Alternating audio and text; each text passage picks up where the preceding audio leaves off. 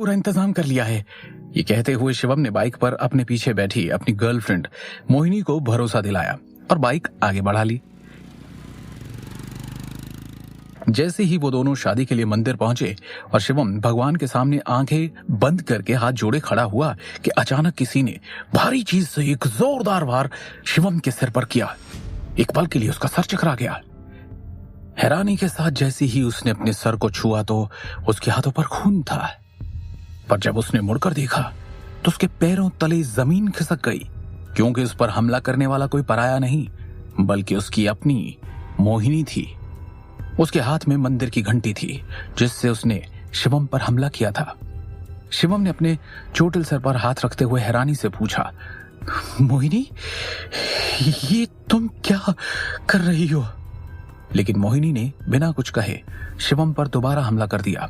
शिवम लड़खड़ाते हुए मंदिर की घंटियों के सहारे खुद को संभाल कर जोर से चिल्लाया, पागल हो गई हो क्या मोहिनी? मुझे क्यों मार रही हो? प्यार करते हैं ना हम एक दूसरे से। इतना कहते हुए वो लड़खड़ाकर जमीन पर गिर पड़ा। तभी मोहिनी बिल्कुल खामोशी से एक एक कदम शिवम की ओर बढ़ने लगी और फिर अचानक शिवम की छाती को अपनी सैंडल की हील से कुचल कर बोली, मुझे जो चाहिए था उसके लिए तुम्हें मरना होगा। और क्या कहा था? प्यार? अगर तुमसे प्यार होता तो तुम मेरे पैरों में नहीं होते। मरना तो तुम्हें पड़ेगा शिवम। मोहिनी की बात सुन दर्द से कराहता और पूरी तरह लहूलुहान शिवम समझ नहीं पा रहा था कि उसके साथ ये सब क्यों हो रहा है।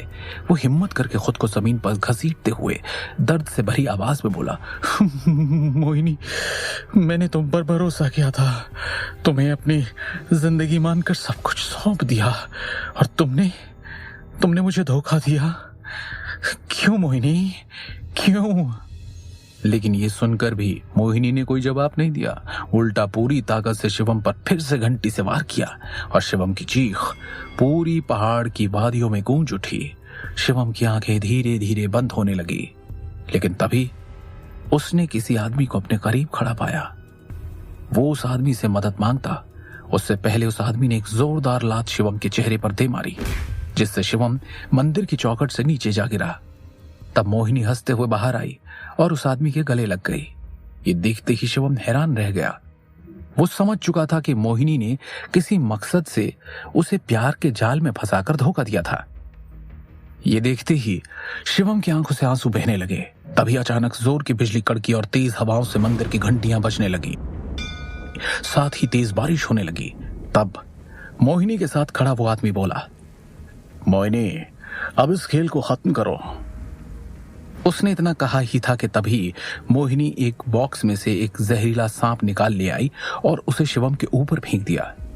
शिवम इस कदर घायल था कि वो अब खुद को नहीं बचा सकता था। आखिर में उस सांप ने शिवम को डस लिया और मोहिनी और उसका वो साथी शिवम को इस तरह देखकर जोर जोर से हंसते रहे। शिवम अपनी भीगी आंखों से मोहिनी और उसके साथी को एक दूसरे की बाहों में देखता रहा और फिर उसकी आंखें बंद हो गई। शिवम की आंखें बंद होते ही मोहिनी शिवम के करीब आई और उसकी जेब में रखा एक नीले रंग का पत्थर निकाला और फिर उन दोनों ने मिलकर शिवम को मंदिर के पास बहती नदी में फेंक दिया। ये पूरी घटना मंदिर से कुछ दूर छिपकर एक बूढ़ा आदमी देख रहा था। जब मोहिनी और उसका वो साथी वहां से निकल गए तब उस आदमी ने भी शिवम के पीछे नदी में डुबकी लगा दी। देहरादून में रहने वाला शिवम अपनी मां के गुजरने के बाद अकेला ही अपनी जिंदगी जी रहा था। वो देहरादून और मसूरी में टूरिस्ट गाइड का काम करता था। उसके साथ कोई नहीं था सिवाय उसकी गरीबी और बदहाली के। फिर एक दिन अचानक उसकी जिंदगी में मोहिनी आई। उसके आने से शिवम की जिंदगी में खुशियों की लहर सी आ गई। पहले वो दोनों अच्छे दोस्त बने। जल्दी ही दोनों एक दूसरे को बेइंतहा चाहने लगे। जब शिवम ने शादी के लिए कहा तो मोहिनी ने मना कर दिया, पर उसने बताया था कि उसका परिवार कभी राजी नहीं होगा। लेकिन शिवम मोहिनी के प्यार में अंधा हो चुका था, इसलिए उसने फैसला किया कि वो दोनों भागकर मंदिर में शादी कर लेंगे। लेकिन किसी तरह मोहिनी के परिवार को इस बात की खबर लग गई और वो मोहिनी को शिवम से अलग करने उनके पीछे आने लगे। इसलिए शिवम मोहिनी के साथ इस मंदिर में आया था, लेकिन उसे पता नहीं था कि मोहिनी का प्यार और उसका परिवार सब कुछ एक फरेब था। इस घटना के ठीक 6 महीने बाद शिवम दिल्ली के एक बड़े से घर के आलीशान कमरे में आंखें बंद किए लेटा था। तभी उसने अपनी बंद आंखों में देखा एक लड़की उसकी ओर मंदिर की घंटी लेकर बढ़ रही थी। साथ ही उसकी हंसी भी शिवम को सुनाई पड़ी। ये देखकर शिवम लेटा लेटा छटपटाने लगा। ये किसी बुरे सपने की तरह था जिसमें एक बार फिर उसे चारों तरफ खून दिखाई दिया और अचानक एक सांप ने शिवम पर हमला करके उसे डस लिया। ये देखते ही शिवम जोर से चिल्लाया, सांप! इतना कहते ही उसकी आंखें खुल गई। जैसे ही उसने सामने देखा तो एक नर्स खड़ी थी। वो घबराई शिवम को देखकर शांति से बोली, मिस्टर शिवम, आप ठीक हैं? ये सुनकर दर्द में कराहता शिवम उस नर्स को हैरानी से देखते हुए बोला, आप कौन है? कौन शिवम? मैं कौन हूं और कहां हूं मैं? तब वो नर्स बोली, पहले आप शांत हो जाइए। आप शिवम गांधी है, आप काफी टाइम से कोमा में थे। तब शिवम हैरान होकर बोला, अच्छा, लेकिन मुझे कुछ याद क्यों नहीं? और वो मंदिर की घंटी, वो लड़की जो मुझे मार रही थी और वो सांप, वो सब क्या देखा मैंने? क्या वो मेरा वहम था?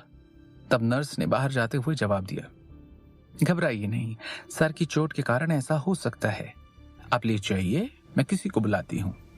इतना कहते हुए वो नर्स बाहर चली गई। तभी कुछ लोग कमरे में दाखिल हुए, जिसमें वही बूढ़ा आदमी था जिसने शिवम पर मोहिनी के हाथों हमला होते हुए देखा था और उसे नदी में कूदकर बचाया था। असल में गंभीर चोटों के कारण शिवम कोमा में चला गया और आज 6 महीने बाद उसे होश आया था, लेकिन उसकी याददाश्त जा चुकी थी। कमरे में आए उस बूढ़े आदमी के साथ 23-24 साल की खूबसूरत लड़की और साथ में उस लड़की के माँ बाप थे। एकाएक वो बूढ़ा आदमी शिवम को देखकर बोला, शिवम, भगवान का शुक्र है तुम ठीक हो गए। इतना सुनते ही शिवम उस बूढ़े को सवालिया नजरों से देखकर बोला, कौन है आप? ये जगह कौन सी है और मैं कौन हूं? तब उस अमीर बूढ़े आदमी ने शिवम से एक झूठ कहा, बेटा, मैं भवानी नारंग हूं और तुम शिवम हो, मेरी पोती के मंगेतर। एक्सीडेंट से पहले तुम एक दूसरे को बहुत प्यार करते थे, तुम सब भूल गए। इतना सुनना ही था कि वहां खड़ी वो लड़की जिसका नाम दृष्टि नारंग था हैरानी से बोली, दादाजी, मैं कब इससे प्यार करती थी? ये आप क्या कह? इससे पहले वो आगे कुछ कह पाती, भवानी नारंग ने उसे हाथ दिखाकर रोक लिया।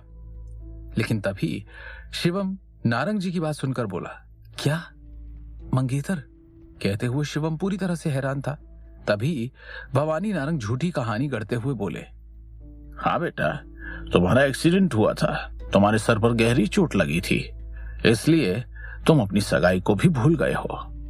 तुम्हारा इस दुनिया में कोई नहीं है, इसलिए सगाई के बाद से ही तुम हमारे घर पर रहते थे।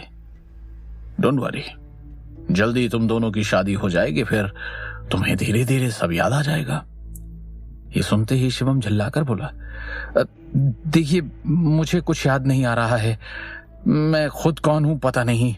मैं कैसे मान लूं कि ये मेरी मंगेतर है? और मुझे बार बार एक ही सपना क्यों आ रहा है कि मैं किसी मोहिनी नाम की लड़की से प्यार करता था जिसने मेरी जान ली। नारंग जी हैरान खड़े शिवम की बात का कोई जवाब दे पाते कि तभी दृष्टि उनके पास आकर बोली, दादू, जरा मेरे साथ आइए प्लीज। इतना कहते हुए दृष्टि उन्हें अपने साथ कमरे से बाहर ले आई और नारंग जी का कुछ कहने से पहले ही नाराजगी के साथ बोली, दादू, ये आप क्या कर रहे हैं? कौन है वो लड़का जिसे आपने मेरा मंगेतर बता दिया? उसे तो सिर्फ आप बचाकर लाए थे ना। 6 महीने से वो यहां है, लेकिन कभी आपने कुछ नहीं बताया कि कहां से आया है, कौन है, और आज अचानक आपने उसे मेरा मंगेतर बना दिया।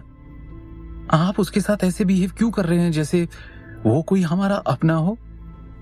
इतना सुनते ही भवानी नारंग बेहद ठंडे से लहजे में बोले, दृष्टि, मैं जो कर रहा हूं तुम्हारे भले के लिए कर रहा हूं। तुम्हें उससे शादी करनी होगी और ये बात तुम अच्छे से जानती हो कि इस घर में मेरा कहा टल नहीं सकता, समझी तुम?